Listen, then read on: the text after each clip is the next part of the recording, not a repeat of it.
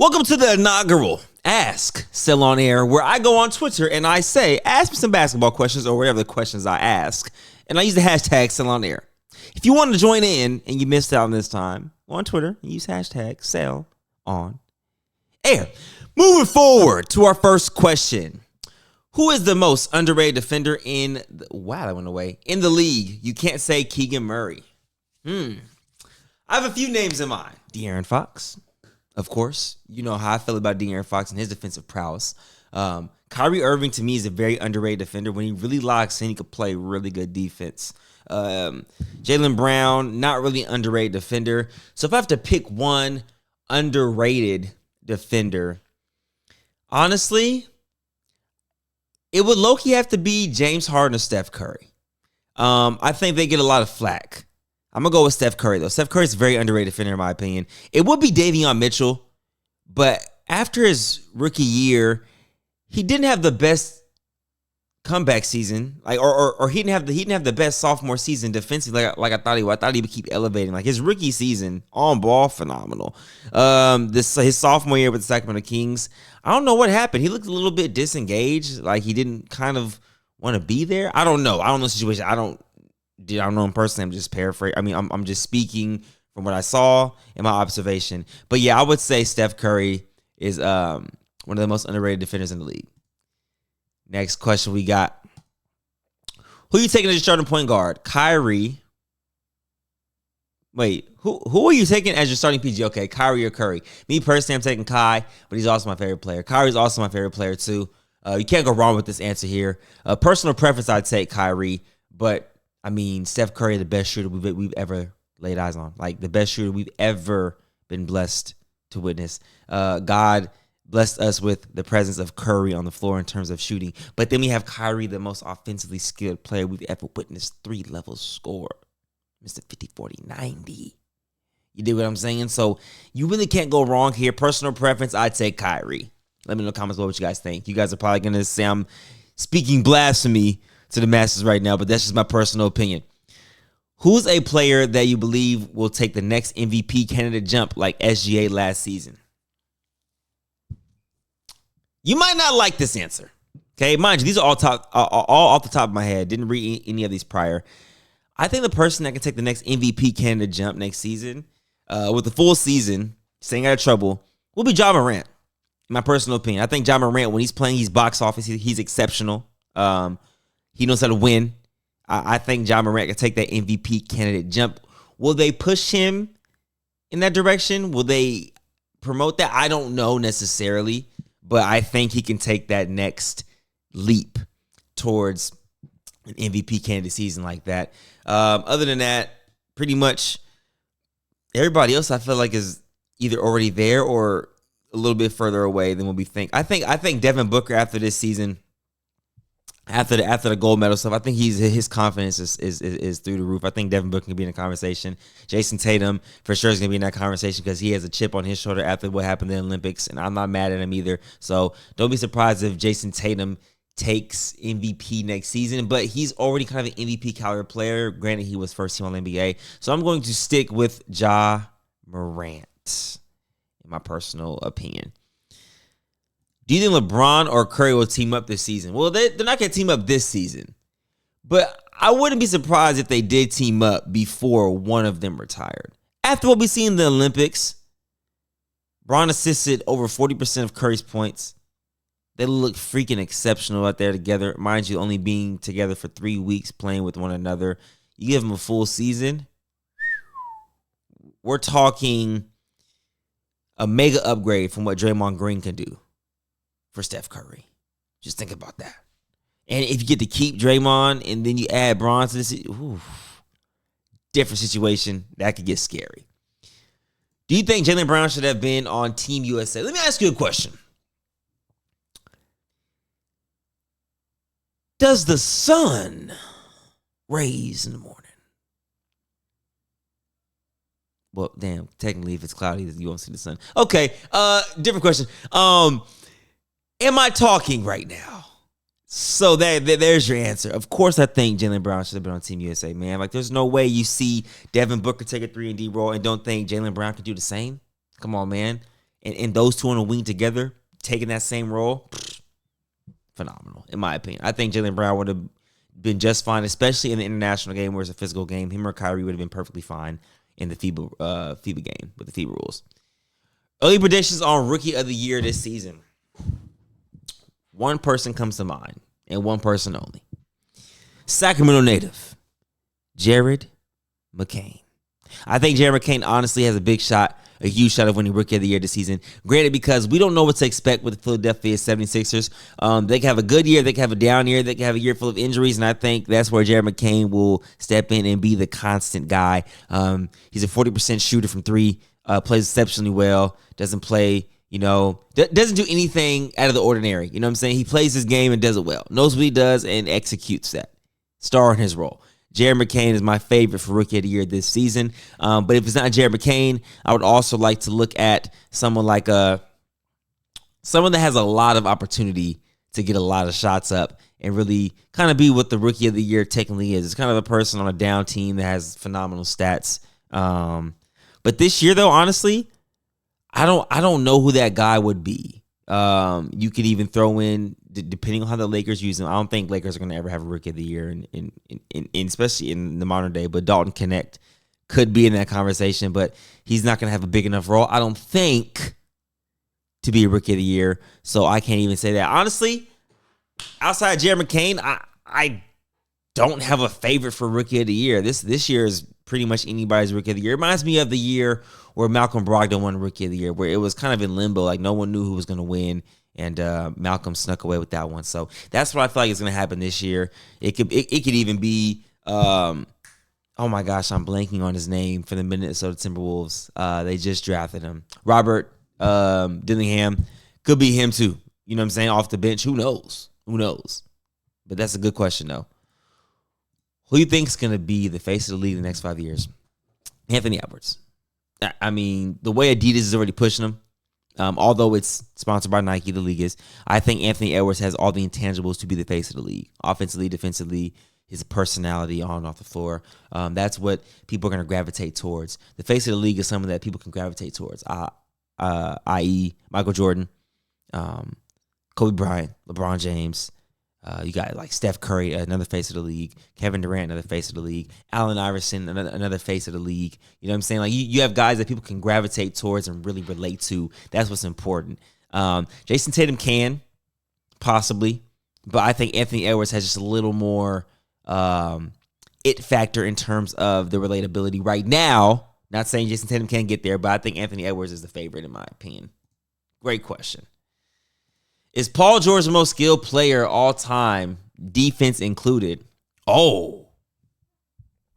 If we say defense included, because offensively, I think Kyrie is the greatest, most skilled specimen I've ever laid eyes on, man. Especially seeing him in person and seeing how like tall he really is, 6'1", pushing 6'2", doing what he does, it's phenomenal.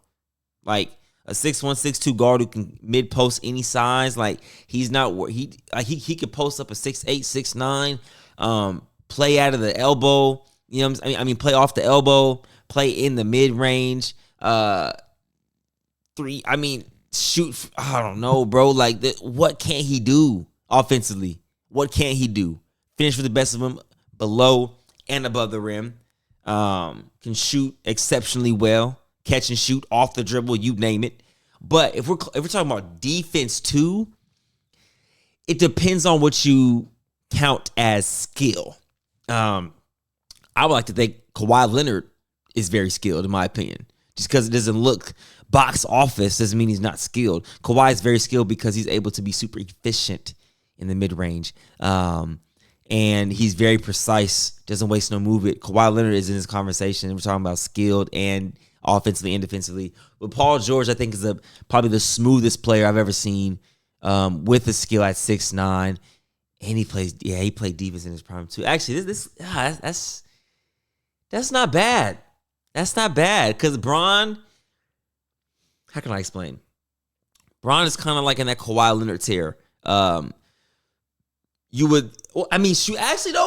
Leonard got some shit. Excuse me. Sorry, I just ate not too long ago. Kawhi Leonard has some shit though. Excuse my language, but Kawhi Leonard double tween to one dribble pull up. That joint right there is automatic. Bron doesn't really wow you with a dribble factor, but Braun is skilled, though. Braun is skilled. I think we have to come to an agreement of what skilled means. I think people, when they see skilled, they think of, oh, how good can you dribble and get some beat, step back, cross behind the back, snatch, all that stuff. Like, that's a part of the skill, but that's also part of, like, the entertainment factor. But like I said, I think Kawhi Leonard is skilled, bro. I honestly have to throw Kawhi Leonard in there. Skilled player, offensively and defensively. But Paul George could be a 1A, 1B. Braun will have to be in that tier 2, 3 for me, personally. But this doesn't mean who's the better player. So I don't know. That's food for thought. That's a good freaking question. I'm actually thinking, interesting. When are we going to see a 1v1 against T-Jazz? Man, it was supposed to happen. I think it was in Philadelphia. What was that, 2 years ago, I want to say? Then your boy caught that CVID, you feel what I'm saying? So it was cooked, over with. Couldn't postpone it. They already had everything scheduled. It was a Netflix special. Or they were promoting a Netflix video. It was the Adam Sandler Hustle movie that came out. That was, oh my gosh, I can't talk right now. It's also midnight, by the way, so bear with me. But that is what was being, oh my gosh. Hustle is what was being promoted at the time, and the 1v1 showcase was for that. It was featuring Jester T-Jazz, Cam Walter, and it was supposed to be myself, but because of the VID, they put in Ryan the Crash Dummy. Then I believe the final was between Ryan the Crash Dummy and Cam, and I think Cam walked away with the victory of the whole thing. So that was the one opportunity that you guys were going to be able to see that, but I don't know where it's going to be now. Where do you rank Kobe all time? I actually go back and forth with my ranking with a lot of players outside of Bron and MJ. But Kobe could easily be top 3, easily be top 5, automatically, no matter what, it's top 10. So you really can't go wrong, honestly. It's all subjective. Some days I feel like Kobe's in my top 3. Some days I feel like he's in my top 5. And some days I have Magic in there over Kobe. It's really a tough conversation for me because I really value highly of what Magic did in his years playing the league. So I don't know, man. It's tough. And then you got those Shaq in there somewhere, Tim Duncan in there somewhere. You got all these GOATs. You got all these greats. And now it's like you got Steph Curry creeping in that top 10. It's tough, man. And then we're talking about just pure basketball. Kevin Durant's in the discussion. For me, Kobe Bryant is either top 3 or top 5. I don't have a solidified answer for you right now because I go back and forth with it. It's such a tough answer. I've even been on record saying, if your top 3 don't include Bron, MJ, Kobe, then we can't talk hoops. But the more you really think about it, I was like, that's me being closed-minded, not being open-minded to other players in the league who also been very great in their tenure. So Kobe Bryant, top 3, top 5, can't go wrong. Because I have said he has to be in the top 3 to have a discussion. But then not backtracking it, I'm kind of just being more open and really realizing it's a lot of great players out there. So, yeah, I'll stand on Kobe top 5, in my opinion, right now. Top 5. Can't go wrong with that. Wow, look. As I say that, who ranks higher for you? Kobe, Tim Duncan, or Shaq? Tim Duncan got 5 rings, gang. So does Kobe. Tim Duncan got same as Kobe, more than Shaq. Big fundamental. Shaq was the most dominant. I might have Tim Duncan over Shaq. Damn, that's crazy. Because Shaq in his prime, but I mean, Tim Duncan was just super reliable. Always showed up. You knew exactly what you was going to get. Kobe Bryant played with Shaq. Shaq got 3 Finals MVPs in their three-peat. He's the one that helped propel Kobe. You feel what I'm saying? In that first year, Shaq averaged more rebounds than Kobe did points. And Kobe got 2 more Finals MVPs and 2 more rings when Shaq left, when he had Pau Gasol. Oh, my gosh. And then Tim Duncan had Manu, Tony Parker for the longevity of his career. Wow. Out of this 3, I'm going to rank Kobe. I'm going to go Kobe higher than Tim Duncan and Shaq. Damn, that's tough. I don't know. That's tough. I'm going to stay with Kobe on that one. If you could give 1 ring to a player in the league, who would it be and why? This is a great question. If this is the last question, this is a great one to end on. If I could give 1 ring to a player, I'm assuming he means someone who doesn't have a ring. currently in the league. I'll give you one currently, and I'll give you one all time. Gosh, damn it. No, not as I'm about to cook. Don't do this to me. Don't do this to me. I'm about to cook right now. Come on, camera. Don't do this to me. Okay, back. Currently, if I can give a ring to a player right now, it'd be Russell Westbrook. I think Russell Westbrook, the way he's helped propel the game of basketball at the point guard position, his motor, his energy, no way. Don't make me erase this right now. Oh my gosh. No. What happened? Okay. Back to it. But Russell Westbrook, man, just his tenaciousness. Currently, I would give it to Russell Westbrook. All time, if I can give somebody a ring, though, it would have to be Allen Iverson, man. It would just have to be. Like, Allen Iverson with a ring, bruh. Who knows what that would have looked like? I think that would have been phenomenal to give AI a ring, man. Also, my honorable mention for all time would be to give Charles Barkley that ring.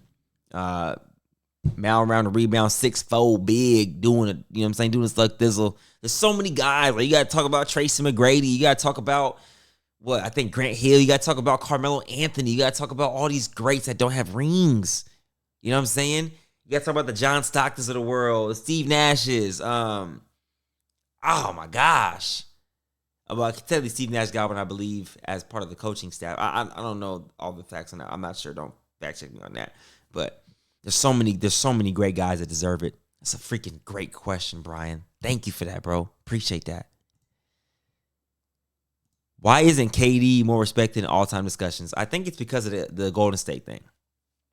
Had they beaten Golden State and he joined Golden State, I don't think nobody would be tripping. But the fact that he lost a 3-1 lead to Golden State, then joined Golden State, I think that's why everybody holds that against him. But in my opinion, as a basketball player, KD's an all-time great, bro. Top 15, top 10 all time. Argue with your grandmother about that one. And that wraps up today's questions. Now I'm going to end on this. I tweeted this out. I'm going to talk on this for, oh my gosh, my camera froze. I think that's the Lord telling me that that's enough. Because my camera is out of here. Well, ladies and gentlemen, it's been real. Camera gone. Camera is gone. So I'll talk about this with my voice. You guys can hear it. Sometimes I get tired of YouTube basketball, but then sometimes I freaking love it. It's weird. I think right now I'm in a weird spot with YouTube basketball. I think we're in such a saturated market where everybody's trying to do the exact same thing, and then it's kind of hard to differentiate. But those who are differentiating are really succeeding in being successful. And then when they're doing that, you have others trying to bring them down in a certain way by being negative as if they're not paying it forward. I don't know. It's a weird space right now, but then sometimes I really watch YouTube basketball and I fall in love with it. Like, I see a few players and few new faces, and I'm like, damn, this is why I fell in love with watching the game of basketball. Like, NBA, I'll never get tired of it. College basketball, I'll never get tired of it, especially because I'm coaching. But I think YouTube basketball, it's just been, I've been in it for so long, so sometimes I have those dry spells of like, bro, I'm tired of this shit. And then I really go back and watch some old stuff or some new guys, and I'm like, okay, I rekindle that love for the YouTube game, that is, per se, specifically. So that's just my piece about it. Let me know in the comments what you guys think. This is a nice long length episode. Appreciate you guys for the inaugural Ask Sell on Air via Twitter. So if you guys want to be a part of the next one, just make sure you use the hashtag Sell on Air, and I'll be answering your questions live and direct. Peace and blessings, y'all. Sayonara.